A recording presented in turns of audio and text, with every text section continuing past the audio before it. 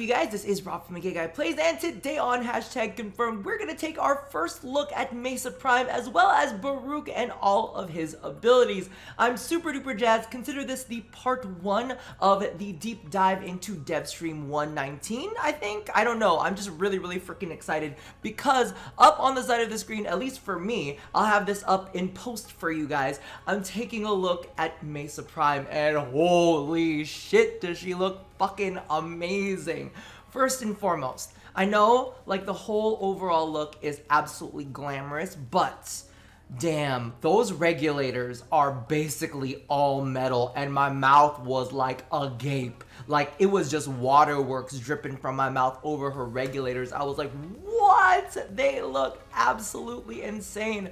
I am so jazzed. She has her like cowboy hat, looks sick. It's weird because her cowboy hat is very similar to Limbo's, like, you know, bat top hat. I don't know if they've got a theme going on here. Maybe that's like Orokin style kind of hats going on, but it did have some, you know, some of the fabric texture coming in from the back. It's no longer that weird rubberiness that we have on the regular Mesa. It's like the silky gorgeousness. Then of course, our cowgirl got some chaps and she got some booty cleavage too. I was like, what? And there's like some metal, gold metal framing the booty up at the top. I was like, chaps and a booty frame. She looks so and you know they put some shaders on that ass too, because that ass was looking plump. I was like, listen, where is the ass equality for the rest of the male frames? Because Mesa is absolutely freaking killing it. I absolutely loved all of the gold metallics, and one of the details that I loved, I need to take a closer look at it. At least it looks like what it is, because you know how Mesa usually has those like side satchels for like extra ammo and shit like that, even though, you know, that's just pure fashion. It's not actually something as a bonus in game. But it also looks like they've added additional canisters to her shoulders, and I was like, ooh, Mesa's shoulders looking good. She got her canisters on her side. She's all strapped out. I was like, yes, she is looking fantastic. I can't wait to get our hands on her. And for those of you guys who are curious, I believe it is going to be the 18th that she is going to be launching. So keep in mind, if you're still farming for Chroma Prime, make sure you go ahead and get him while you still can through the Prime Access. Any of the accessories that are there too, those are going to end up going away, and then we're going to get a new batch when Mesa Prime drops. Now, coming with Mesa Prime, we do have #confirmed the Redeemer Prime as well as the Akjagara Prime. Everybody hated the way that I said that in the previous video, so I'm going to continue to say it in this one. But the cool thing about the Akjagara is if you take a look at the details on it, it does kind of follow suit from the original one, where one has the blade coming underneath the barrel and the other one has the blade coming on top of the barrel. I was like, yes, consistency. It looks really cool. And interestingly enough, the barrel of it looks like it's kind of got like a little cage / chamber going around. So I'm hoping that they're doing something interesting and different with it instead of just making it, you know, the standard pistols. Like, have a special effect, please. Now, talking about being special, we do have our first ever gunblade coming out with Mesa Prime, as well as the AC that just kicked on. So pardon me for that, but it's hot here because, you know, listen, they turned up the heat on this one, so the AC had to come on right as I was talking about her. But we also have our first look at the Redeemer Prime. This is our first gunblade ever to be primed, so I can't wait to see how it all pulls out. They're all really gorgeous, just all of the models that they've done. And as I've said before, each prime just keeps getting better and better and better as the team progresses. So really excited to see all of that. I even like her like little neck. Like if you look at her neck, she got kind of like a little turtleneck, kind of like high neck thing going on too, to kind of mimic the first variant. I love it. I'm in love. It looks fantastic. Now, moving on from that. So remember, December 18th is when it drops. Get your shit. Moving along, we do have our first look at Baruuk, and let me tell you, he's looking bad. He's got some potential. I'm like, as always, I kind of reserve judgment until we get our hands on him in game. He's got a lot of damage reduction, some damage completely nullification. He's got some CC, and he's got a really interesting ultimate that feels a lot more thought out than some of the previous Exalted weapons out there. So let's go ahead and have a chat about Mr. Man, the Paci-FIST, Baruuk. Literally, the Paci-FIST. We'll get into that. Anyway, His passive starts off with what they're referring to currently as the edge meter. So this edge meter builds up very through the use of his other abilities, and it kind of charges his ultimate. As the edge meter rises, it will actually provide him damage reduction. So if you don't want to use your ultimate and you just want some damage reduction, you can go ahead and just keep your edge as high as you possibly can. Now, they did say something interesting about this in the stream. They said that the edge meter, you would be able to get a larger pool on the edge meter. Now, I'm not sure if that has to do with modding. I'm assuming that that's where it's coming from, or maybe just leveling up the ability. I have no clue, but they did say a larger edge meter would provide you with larger damage reduction. So straight out of the gate, we're getting damage reduction from using the abilities. Already really, really like it, and there seems to be some synergies going on there. His first ability is a channeled ability that creates a cone around you, all right? So you got a cone, and what happens is you're just invulnerable. That's just what it is. It has this really, really cool kind of like shaky effect that kind of goes in, and as enemies are like shooting at you or hitting you, you actually see these holes form in Baruuk where it's kind of like the damage is passing through. I think it's a really, really cool effect, and it kind of reminds me, and I know some people are not fond of this ability, but Garuda's blood mirror, or whatever it's called, where you kind of just aim it at enemies and it just kind of blocks damage. Now, I'm hoping the same thing is to be said about bombards, because as you guys know, if bombards hit the mirror, there's AoE damage and it ends up hitting Garuda anyway. I'm hoping that in this case, it doesn't, it just passes through, but we'll see exactly how all of the mechanics happen. But all of the damage that is prevented by the use of Elude does add to his edge meter. So not only are you getting the evasiveness from Elude, but you're also building up your own damage reduction. Now, of course, again, enemies are going to be able to hit you from outside the cone, so you just got to make sure that you're turning the cone at the enemies.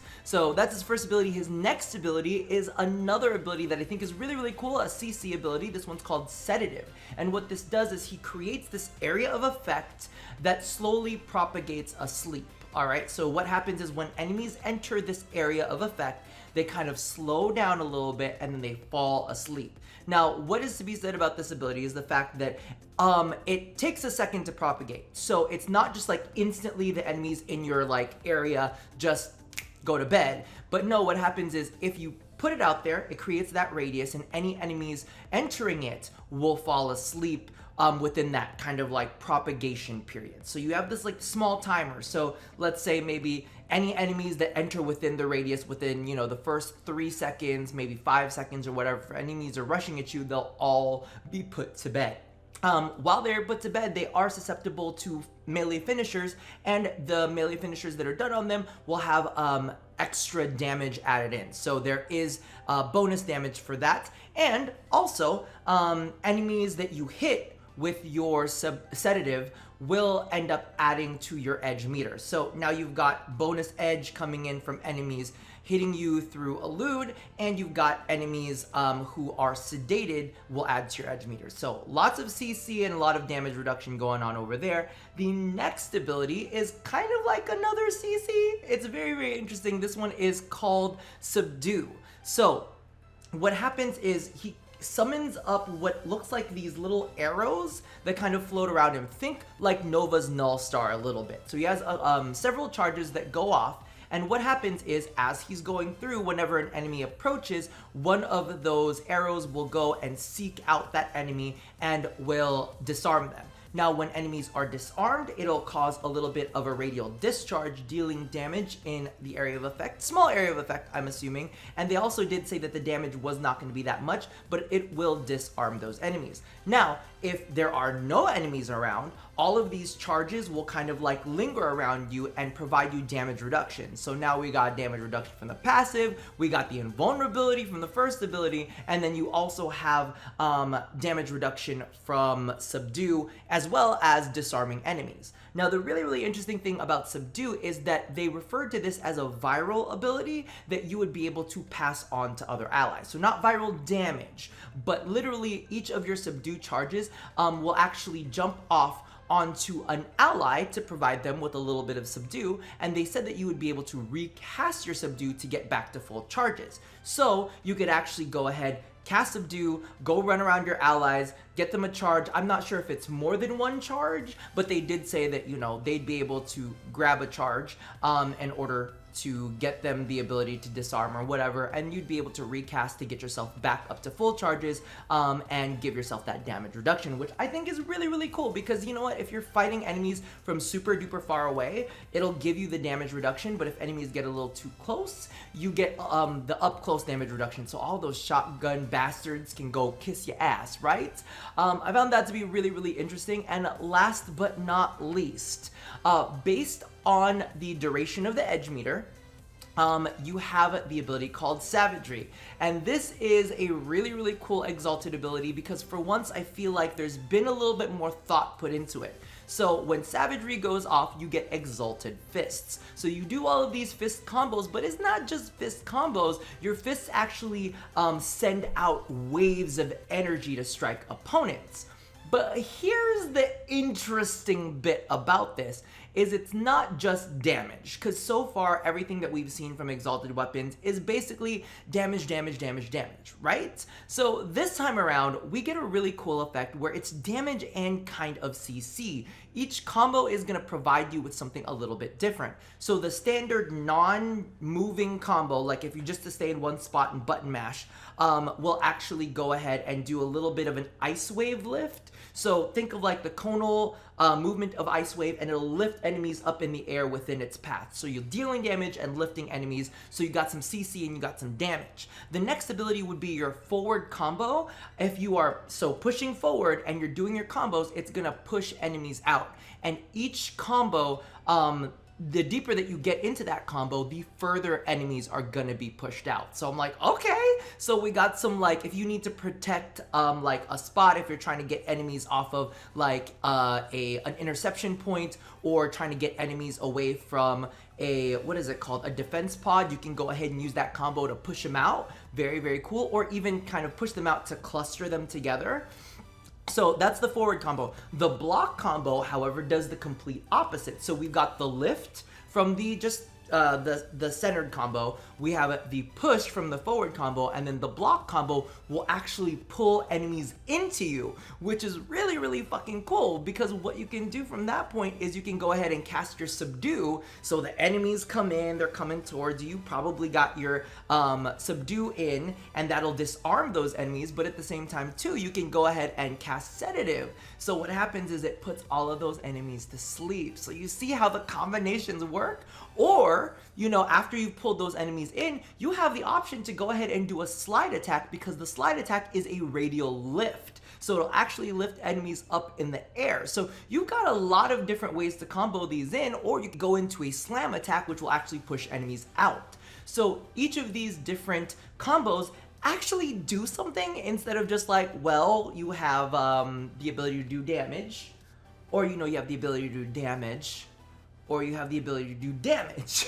It's like this one just feels a lot more well thought out. Now, when it comes down to how he's gonna play in endgame and all of that kind of stuff, to be completely honest with you, that's all just speculation. We haven't seen the numbers quite yet, because of the fact that, you know, he's gonna have a lot of damage reduction from his or I can't even say a lot of damage reduction from his passives, because I don't know what his passive is gonna, what the numbers on his passive is gonna be, and I don't know what the numbers on, you know, the per charge of Subdue, or yada yada yada, so on and so forth. So I don't want to speak out my ass and say whether he's going to be absolutely great or absolutely not. However, at this point, I'm really excited to try him out with like a little bit of adaptation goodness, if you know what I mean.